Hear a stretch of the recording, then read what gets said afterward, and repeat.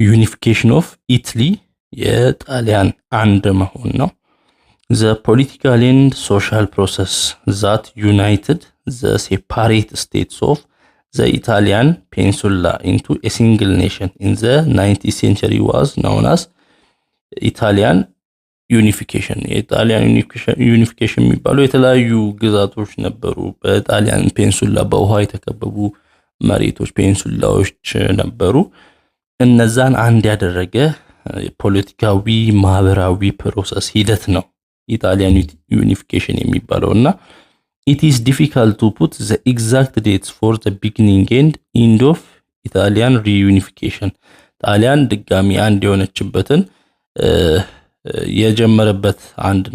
አንድ መሆን የጀመረችበትን እንዲሁም አንድ መሆኗ ያለቀበትን ትክክለኛ ቀኑ አይታወቅም but most historians agree that it began with the Congress of Vienna in 1815 ግን አብዛኞቹ ሰዎች ምን ብለው ይስማማሉ የጀመረው በቪየናው ምክር ቤት ነው በ1815 and the end of Napoleon rule ያው የናፖሊዮን ሩል ማብቃቱን ተከትሎ and it ended with the Franco-Prussian War in 1871 አንድ መሆኗ ያለቀው ወይንም አንድ ሆነችውም የተጠናቀቀው ፈረንሳይ ከፕሩሺያ ባረገችው ጦርነት በ1871 ነው ብለው ያወራሉ In 1852 Italy was still politically divided and Austrian influence was still supreme በ1852 ኢታሊ በፖለቲካሊ ተከፋፍላ የነበረችበት ነበር አውስትሪያ ደግሞ እዛ ኢታሊ ላይ ያላት ጫና ኢንፍሉዌንስ በጣም የገነነ ነበር ሱፕሪም የሆነ ነበር In the north the two rich provinces Lombardy and Venetia were part of the Austrian Empire በሰሜን በኩል ያሉት የጣሊያን ግዛቶች ሀብታም የሆኑ ግዛቶች ሎምባርዲና ቬኔሺያ የሚባሉት በአውስትሪያ ግዛት ውስጥ ነበሩ In the north central part of Italy there were the petty states of Parma, Modena and Tuscany በሴንትራል በሰሜናዊ ሴንትራል ፓርት ወይንም በሰሜናዊ ማዕከላዊ ፓርት ደግሞ የኢጣሊ ፓርት ነው ተቃቀን የሆኑ ግዛቶች አሉ ፓርማ ሞዴና and ቱስካኒ የሚባሉና which were very much under Austrian influence and ruled despotically by rulers related to the Habsburg Emperor of Austria እና እነዚህም ግዛቶች እነ ፓርማ እና ሞዴና እና ቱስካኒ በአውስትሪያ ቁጥጥር ስር የነበሩ ናቸውና በአውስትሪያ መሪ ወይንም ከአውስትሪያ ኢምፔሪየር በመጣ ገዢ ዲስፖቲካሊ በጭቋኝነት ነበር በጭቆና ነበር የሚኖሩት The Papal States still covered a vast territory across Italy Papal State ወይንም ጳጳሳዊ ግዛቶች የሚባሉ አሉ በጳጳሱ የሚመሩ ማለት ነው እና የኢታሊን ብዙ ድንበሮች ወይንም ብዙ ግዛቶች የሚይዘው ይሄ ነው Papal State የሚባሉት እና consisting of the provinces እነማን አሉበት Papal State ላይ እነ ሮማኛ the Marches Umbria and Rome and the Patrimony የሚባሉ ግዛቶች ያሉበት ነው In addition to being the spiritual head of Catholics all over the world the Pope was the sovereign ruler of the Papal States ያው የኢታሊ ፖፕ ነው እንግዲህ በዓለም አቀፍ ያሉ የካቶሊክ ቸርቾችም ዋና ሄድ እንደመሆኑ መጠን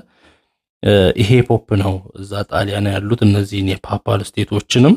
የሚያስተዳድረው ማለት ሶቨሬን የሆነ ሩለር ነው ወይንም መሪ ነው ሉዓላዊ የሆነ መሪ ነው በእነዛ ግዛቶች ላይ ለዛ ነው ጳጳሳዊ ስቴት ፓፓል ስቴት የተባሉት Since 1849 there had been a French garrison in Rome to protect the Pope against any revolution and to show Austria that France had an interest in Italy and did not accept that Italy was an exclusively Austrian sphere of influence እና በ1849 ምንድነው የሆነው ከፈረንሳይ የመጣ አንድ የፈረንሳይ ምድብ ምን አደረገ ወደ ሮም መጥቶ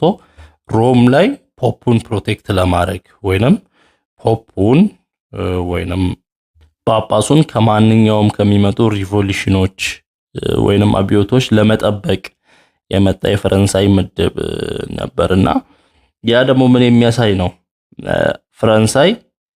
ለጣሊያን ኢንተረስት እንዳላት ጣሊያንን የማያዝ ፍላጎት እንዳላት ለአውስትሪያ የሚነግር ነው እና ጣሊያን የፈረንሳይ ብቻ እንዳልሆነች ለመንገር የሚፈልግ ነውና the south of Italy and the island of Sicily were part of the kingdom of Naples የጣሊያን ደቡባዊ ክፍል እንዲሁም ሲሲሊን ጨምሮ የሲሲሊን ደሴት ጨምሮ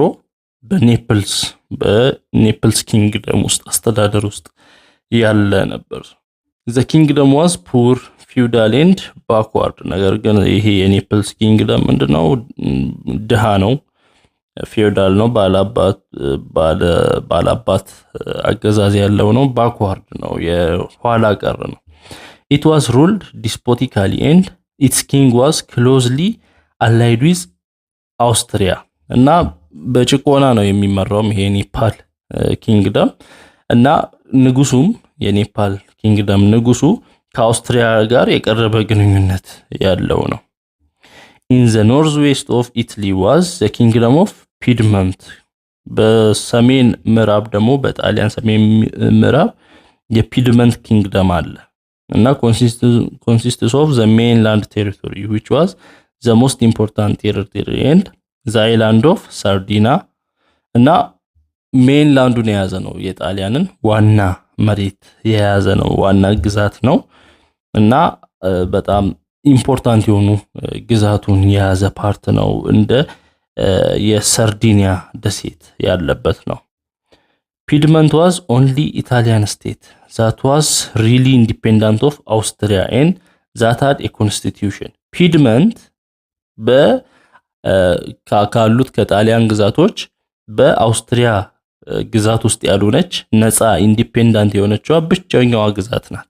ከጣሊያን ግዛቶች። ሌሎቹ ከጣሊያን ግዛቶች በአውስትሪያ ያልተገዛች ነፃ የሆነች ማለት ነው። ሌሎቹ በአውስትሪያ ቁጥጥር ስር ውስጥ ያሉ ናቸው በቀጥታም በተዘዋዋሪ እና ፒድመንት ግን ነፃ ናት ከአውስትሪያ የራሷ ኮንስቲቲዩሽን አላት። የፓርላመንቴን ሲቪል ራይትስ ፓርላማ አላት። so this had only existed since 1848 ነገር ግን ይሄ የሆነው ከ1848 ጀምሮ ነበር።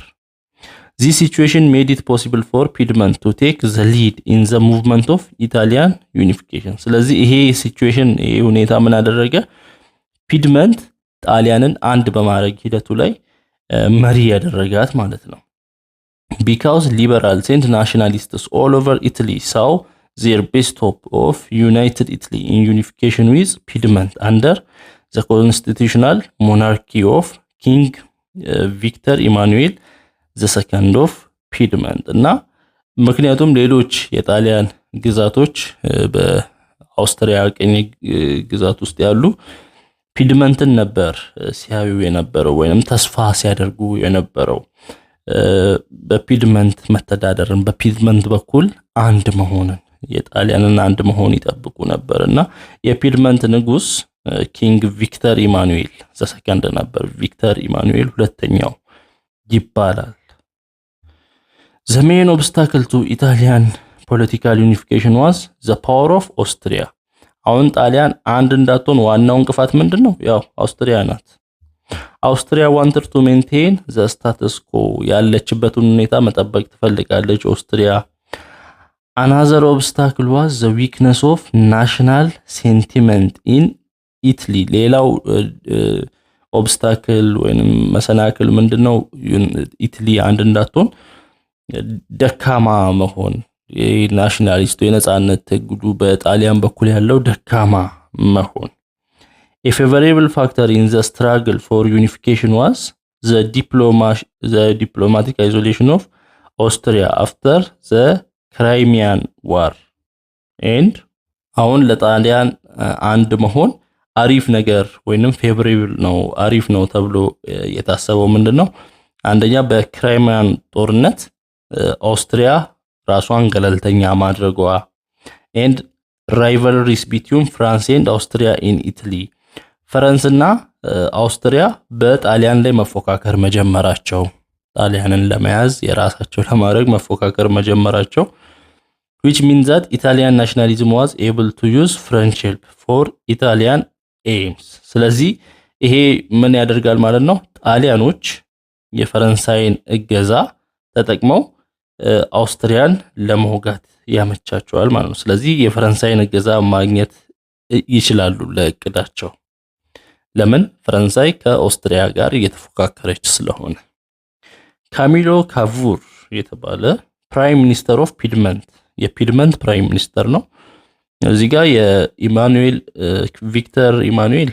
ኪንግ ቪክተር ኢማኑኤል የፒድመንት ኪንግ ነው ንጉስ ነው ይሄኛው ደግሞ ፕራይም ሚኒስተር ነው ካሚሎ ካቡር እና from 1852 to 62 was the main architect of Italian unification from above የጣሊያን አንድ መሆን ዋናው አርኪቴክት ነበር ዲዛይኑን ያወጣው ጣሊያን አንድ እንደምትሆን ካሚሎ ካቡር he prepared Piedmont for the role of leadership in Italian unification ጣሊያን አንድ እንድትሆን ፒድመንት ዋና ሚናውን እንድትጫወት ነው ያዘጋጀው in 1858 Cavour met the French Emperor Napoleon III secretly at Plombier in France እና በሚስጥር በ1858 ምንድነው ያደረገው ይሄ ካሚሎ ካቡር በሚስጥር የፈረንሳዩን ገዢ ናፖሊዮን ሶስተኛውን ናፖሊዮን ዘሰርድን በሚስጥር ፈረንሳይ ላይ ወይንም ፕሎምቢር በሚባለው ቦታ ላይ ተገናኙ and succeeded in reaching an agreement with Napoleon for an alliance of France and Piedmont against Austria እና ምን ስምምነት ላይ ደረሱ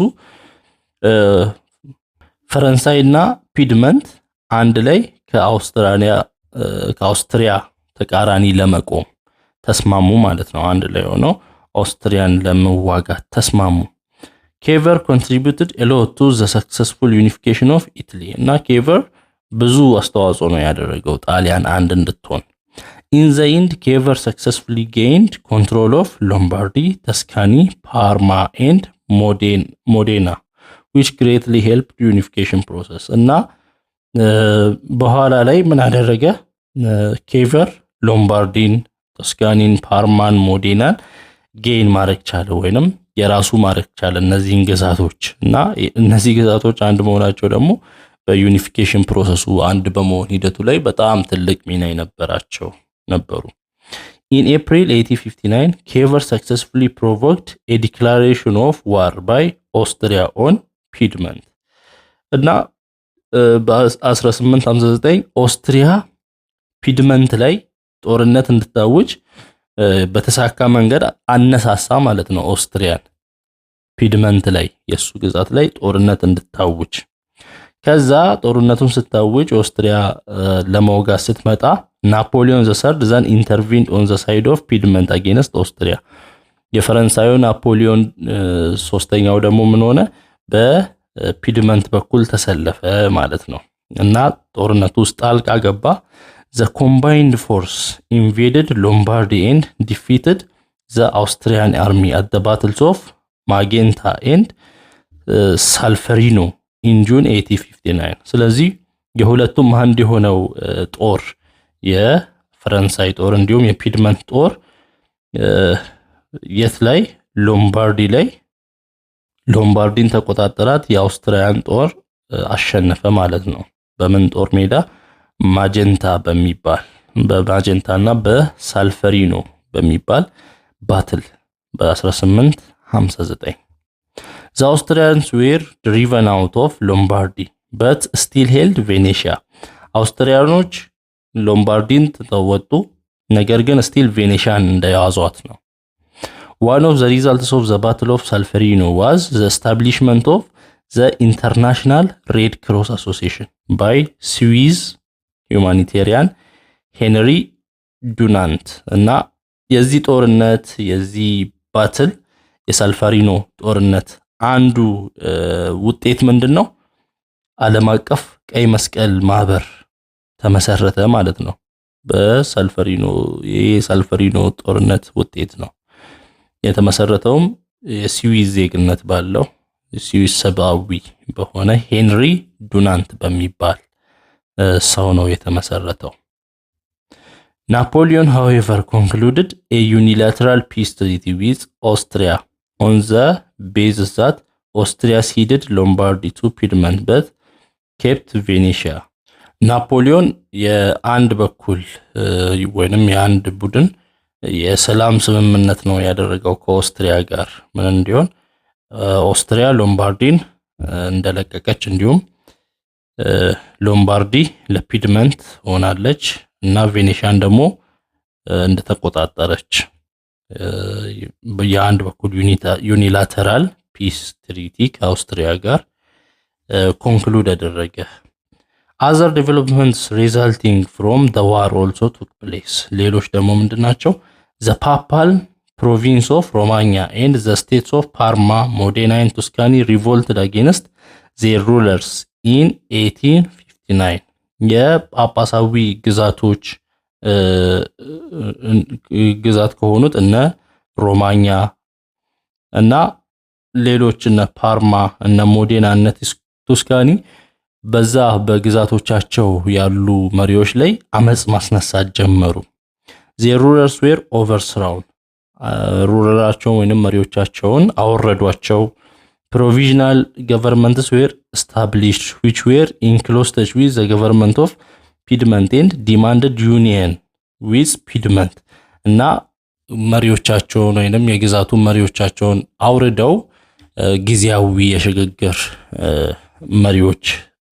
ተመረጡ ማለት ነውና እነዛ መሪዎች ከፒድመንት ጋር ቀረቤታ ያላቸው ከፒድመንት ጋር አንድ መሆን የሚፈልጉ መሪዎች ናቸው ወይንም አገዛዝ ነው የነበራቸው። once the north had been united as the kingdom of Italy, the unification movement turned to absorbing the powerful kingdom of two Sicilies in the south. አሁን ሰሜኑ በጣሊያን ግዛት ውስጥ አንድ መሆን ሲጀምር ቀጣይ ያደረጉት ወደ ደቡብ ሄደው ሁለቱን ኃያል ኪንግደሞችን ሁለቱን ሲሲሊዎች ነበር ወደ ደቡብ ሄደው አብዞርብ ያደረጉት ወይንም አንድ ያደረጉት። in 1860 there was an uprising in Sicily against unpopular government of the kingdom of Naples. በ1860 አመጽ ነበር በሲሲሊ በዛ unpopular የሆነ ወይንም ማይወደደው የኔፕል ኪንግደም እንዲወርድ ማለት ነው።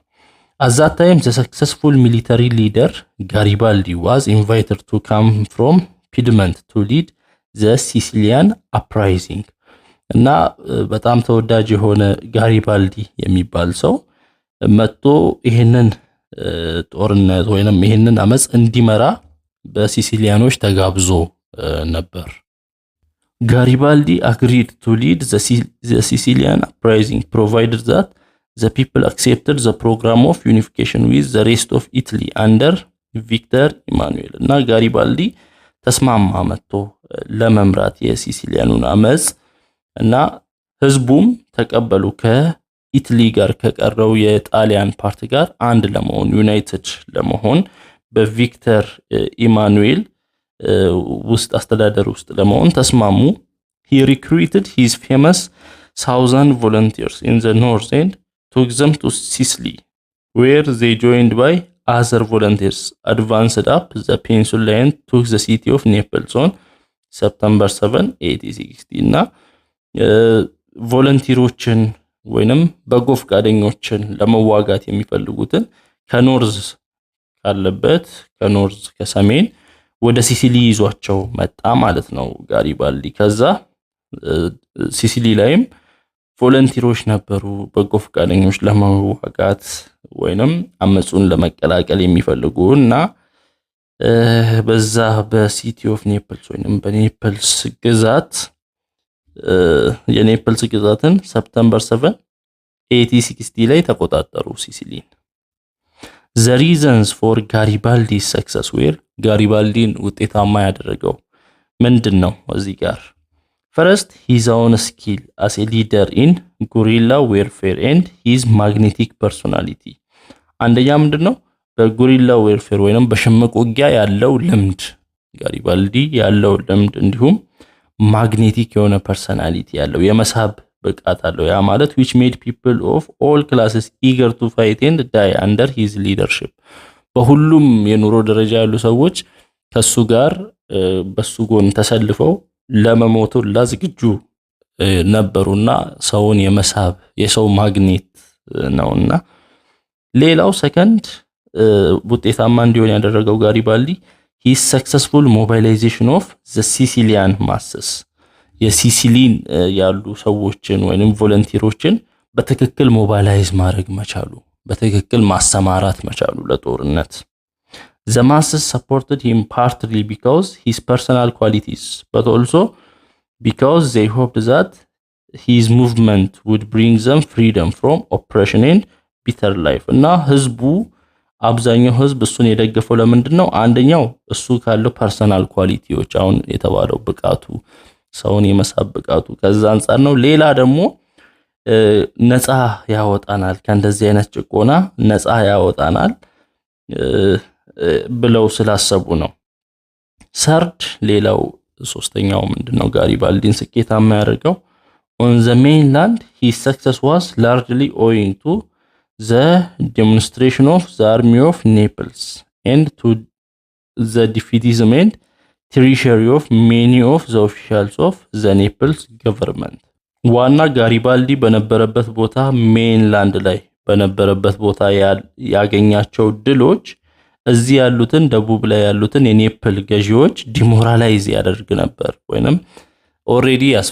ያስፈራቸው ነበር ጋሪባልዲ የሚባል ሰው እና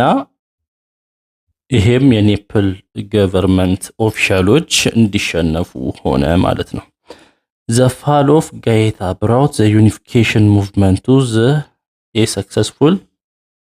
conclusion እና የዚህ ግዛት መውደቅ መጨረሻ ላይ ዩኒፊኬሽን ሙቭመንቱን ሰክሰስፉል አደረገው የአንድነት እንቅስቃሴው only Rome and Venetia remained to be added አሁን የቀሩት ማን ናቸው ሮም እና ቬኔሺያ ናቸው የቀሩት on February 18 1861 Victor Emmanuel assembled the deputies of all the states that acknowledged his supremacy at Turin and in their presence he assumed the title of King of Italy Victor Emmanuel ያው በሀገሪቷ ያሉትን በተለያዩ ግዛቶች ያሉትን መሪዎች ያው መሪዎቹ ምን አድርገዋል ንግስናውን አረጋግጠዋል በእነሱ ፊት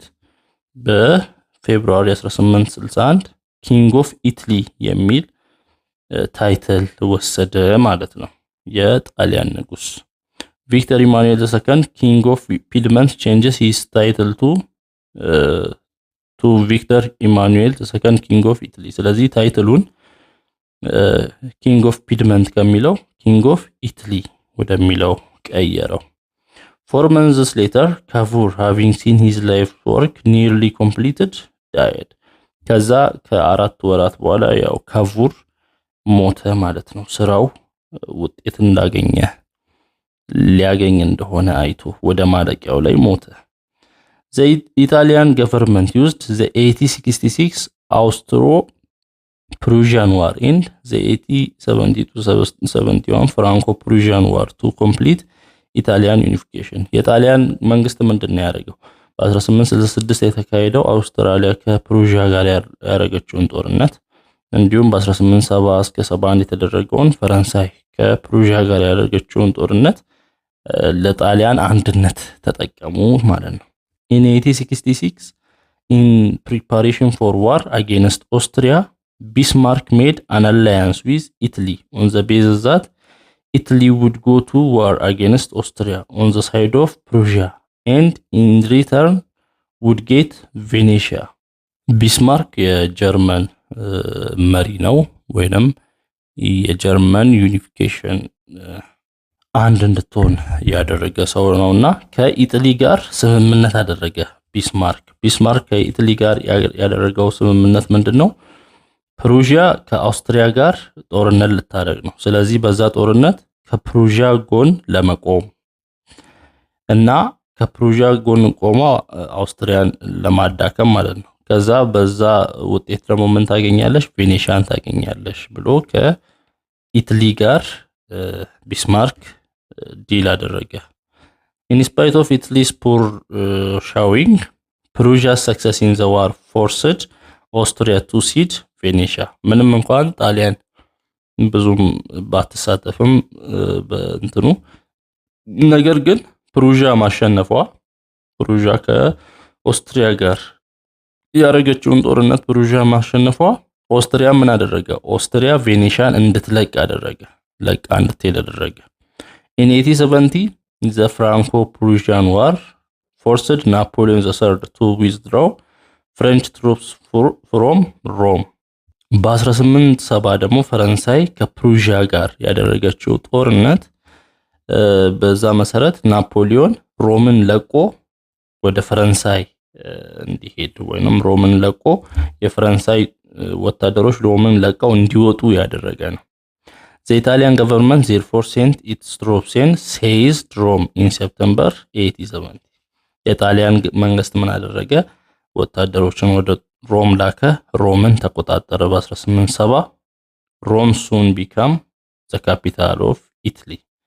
ከዛ ሮም ምን ሆነች የጣሊያን ዋና ከተማ ሆነች ጉሴፔ ጋሪባልዲ የሚባለው ሰው ይሄ ነው Cavour Camillo Cavour የሚባለው ይሄ ነው